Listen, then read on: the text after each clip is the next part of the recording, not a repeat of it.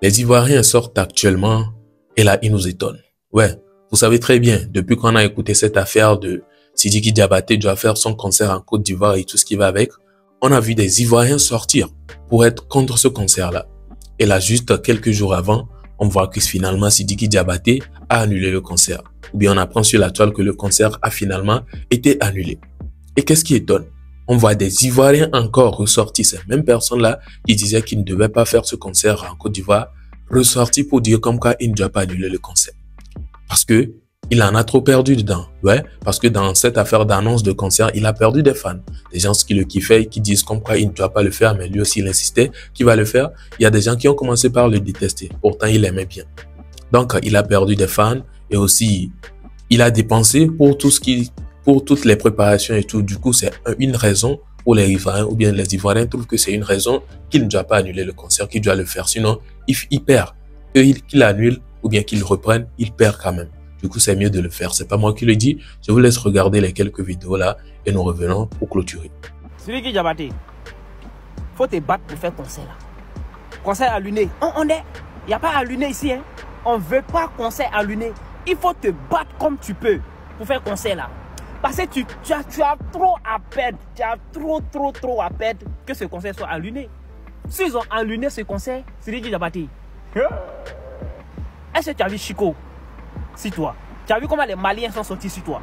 Est-ce que tu as vu le vieux père qui est au Sénégal là? J'ai oublié son nom là. Il y a un vieux père qui est au Sénégal là, le Malien là. Est-ce que tu as vu de toute façon les influenceurs maliens sont sortis sur toi? C'est ça les Djoula appellent Mami Ma Bon. C'est-à-dire si tu n'as pas fait ce concert là. C'est ça on appelle Mami Ma Bon. Brek Breko Masbako. Et Dreke Den Kamba. Non, ça serait une grosse perte pour toi. Si tu n'as pas fait ce concert, ça serait très une grosse perte pour toi. Parce que tu sais que tu as perdu beaucoup d'hommes. Tu sais que tu as perdu beaucoup de fans. Tu sais que tu as dit, tu sais. Donc, faut te battre comme tu peux pour faire ce concert-là. Oui, faire ce concert-là, au moins, tu serais sur un côté. Là, tout le monde sait que tu es sur un côté, tu as pris ton jet, tu as empoché. Mais si tu n'as pas fait ce concert-là, franchement, tu perds gros. Tu as perdu gros, ouais. Shalom à tous, j'espère que vous allez bien. Moi je vais super bien. C'est quoi tu es en train de piler là?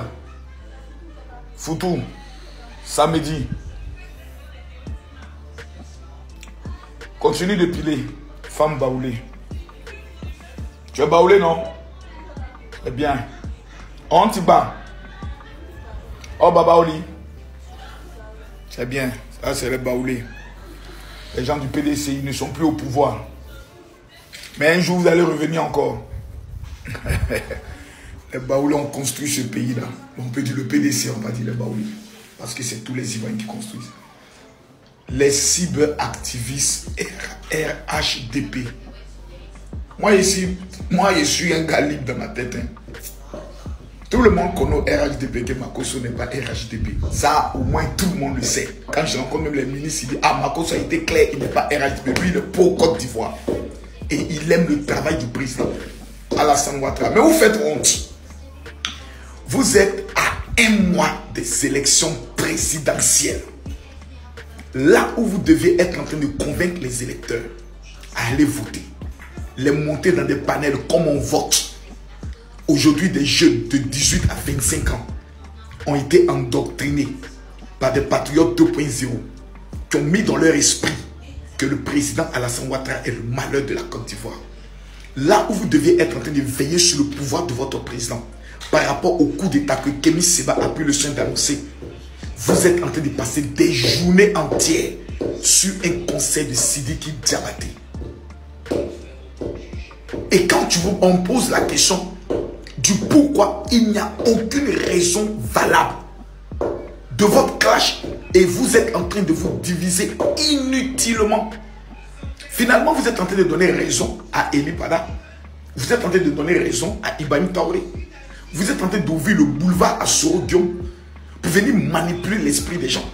Parce que les gars de PPACI là, ou les souris là, vous les voyez dans ce jeu là, ils veulent vous endormir. Moi, j'ai décidé de ne pas dormir. Mais j'aimerais attirer votre attention de façon claire, nette et précise. Vous êtes en train de vous diviser sur un faux sujet. Et ce sujet de Sidiki Diabaté, même si le conseil est maintenu, même si le conseil est repoussé, les blessures que vous êtes en train de vous infliger les uns et les autres là, en pleine campagne, c'est vous qui allez regretter après. Parce que vous risquez par ce conseil de vous diviser et de fracturer votre union. Et ça pour longtemps.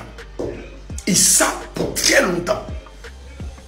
Tout ce travail que vous avez bâti pendant 5 ans, pour venir à 1 mois des élections présidentielles, vous clashez sur une affaire de conseil de Sidiki Diabaté.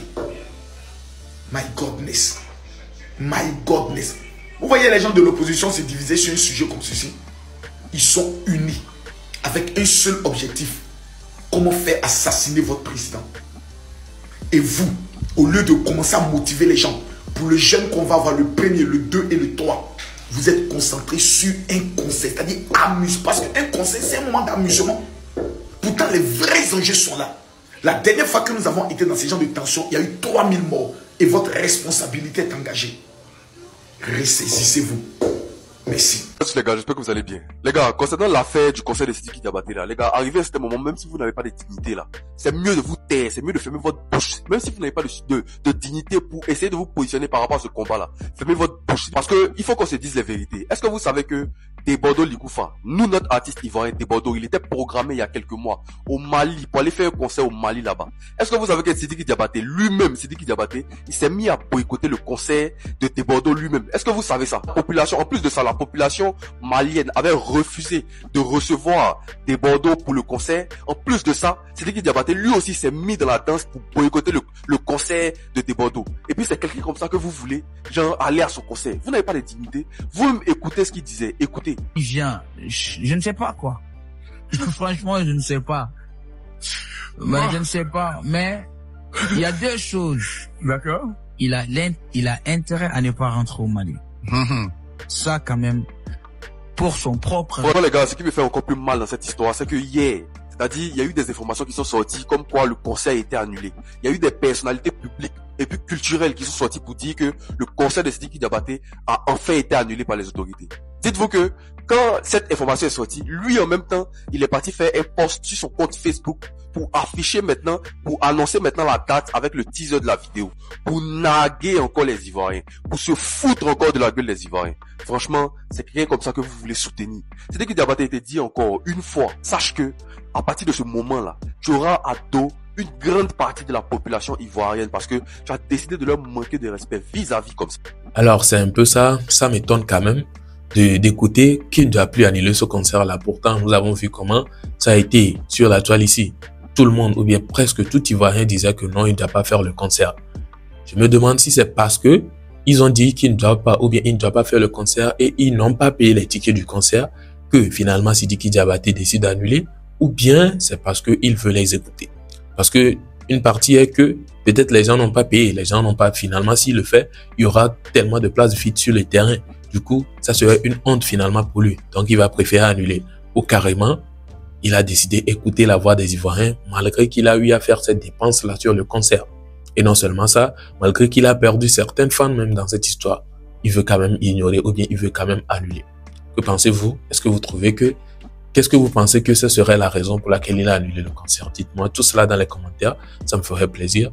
Et je pense donc que nous sommes à la fin de cette vidéo. Si vous avez kiffé, n'hésitez pas à me le prouver par un like de la vidéo, ce qui veut dire de liker, de vous abonner sans oublier d'activer la cloche de notification.